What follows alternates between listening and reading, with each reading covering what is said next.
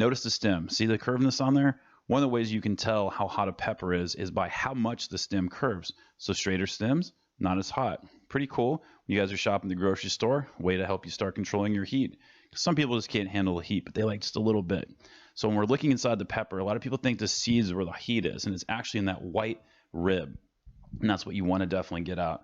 There's two ways to remove it. Take a spoon. You can start away from the stem, which is pretty easy. I'm a fan of that way. Just try to get as much of the white out as you can. And the other way is actually starting at the stem and taking kind of a straight cut down and then just a scoop. So they both work, just a matter of preference there. And then truly get that white out.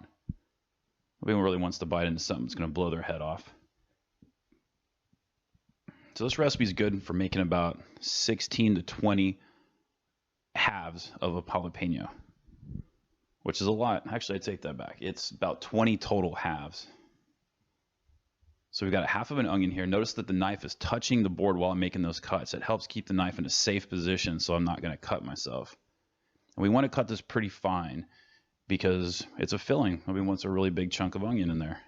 So that's something to think about. Take your time cutting it. You guys could use, there's some cream cheese. You guys could use low fat, which would totally work here. I don't think you'd miss it at all. We're going to get some garlic salt in there. Everybody loves some garlic. Just gives us a more complex flavor there. We're going to put 2 teaspoons. There'll be a link below that'll have the recipe and all the instructions for you, so no worries there. Cilantro. Cilantro is super good for you. Cilantro can even help move metals and toxins out of your body, lower your anxiety, blood pressure.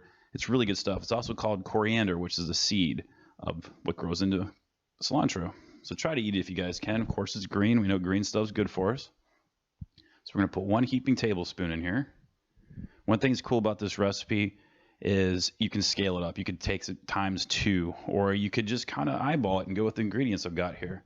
Serrano. Serranos can be extremely hot, but notice the stem is straight. That's something to consider when you're shopping, and this is what makes it Texas jalapeno poppers, because we're putting more heat back into our dish. So we're going to get the rib out as much as possible, and we're only going to use a half because we're trying to add more flavor. Something cool about Serranos, though, is they're kind of fruity. They actually have a lot of flavor, which we might say the jalapeno doesn't have a ton of flavor. It's more thought of as hot, but the Serrano, so noticeable, really fruity.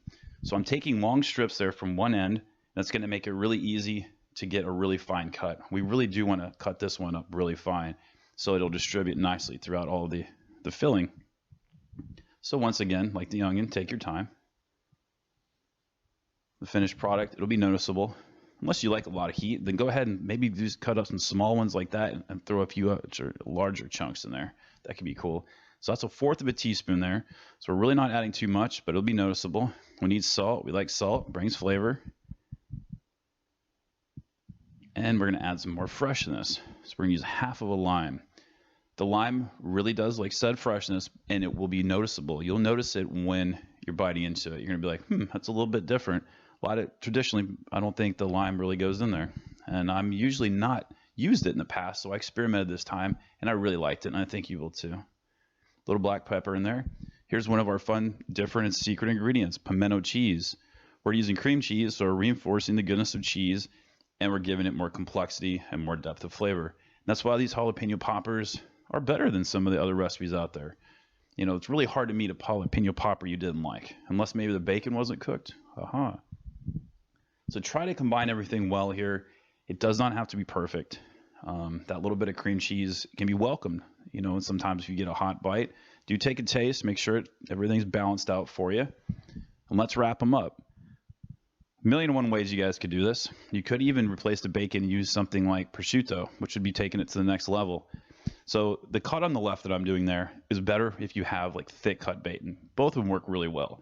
But the idea is we're going to cut the bacon in half so it's not as thick.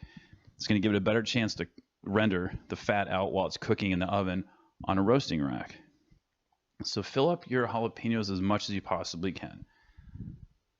Probably about 1.5 tablespoons for a normal size jalapeno, considering that these are about normal size jalapenos, at least the ones we get here in Texas.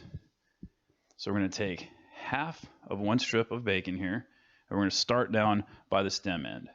And we're going to try not to twist it. We're going to try to leave it flat. And what that's going to do is just give us a better presentation, which is always cool. We eat with our eyes.